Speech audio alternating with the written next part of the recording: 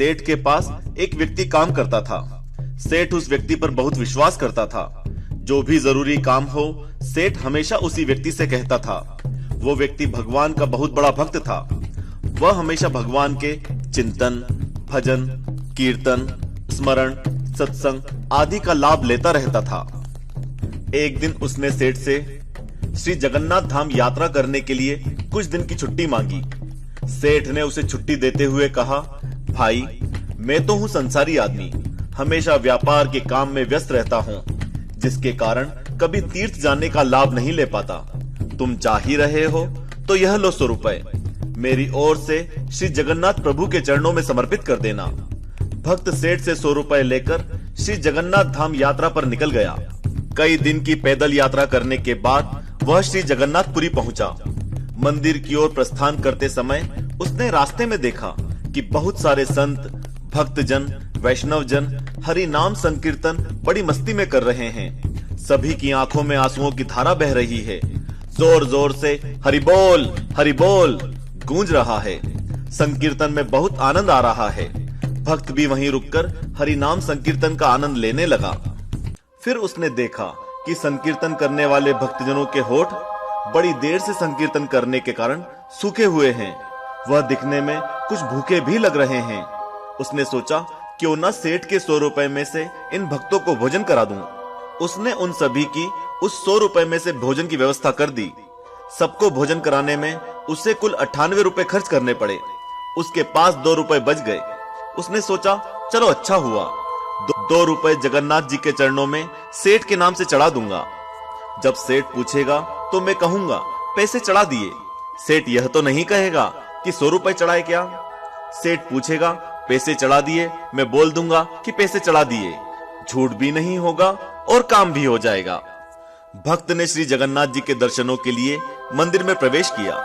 श्री जगन्नाथ जी की छवि को निहारते हुए अपने दिल में उनको विराजमान कराया।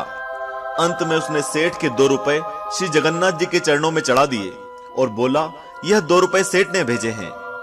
उसी रात सेठ के सपने में श्री जगन्नाथ जी आए, आशीर्वाद दिया और बोले, सेठ तुम्हारे 98 रुपए मुझे मिल गए हैं। यह कहकर श्री जगन्नाथ जी अंतर्ध्यान हो गए।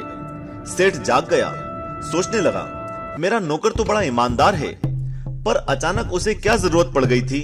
उसने 2 रुपए भगवान को कम चढ़ाए। उसने 2 रुपए का क्या खा लिया, उसे ऐसी क्या जरूरत पड़ी। वह सेठ रात भर ऐसा विचार करता रहा।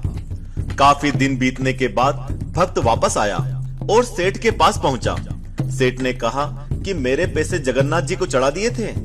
भक्त बोला, हाँ मैंने पैसे चढ़ा दिए। सेठ ने कहा, पर तुमने 98 रुपए क्यों चढ़ाए, 2 रुपए किस काम में प्रयोग किए। तब भक्त ने सारी बात बताई कि उसने 98 रुपए से संतों को भोजन करा दिया था और ठाकुर जी को सिर्फ 2 रुपए चढ़ाए थे।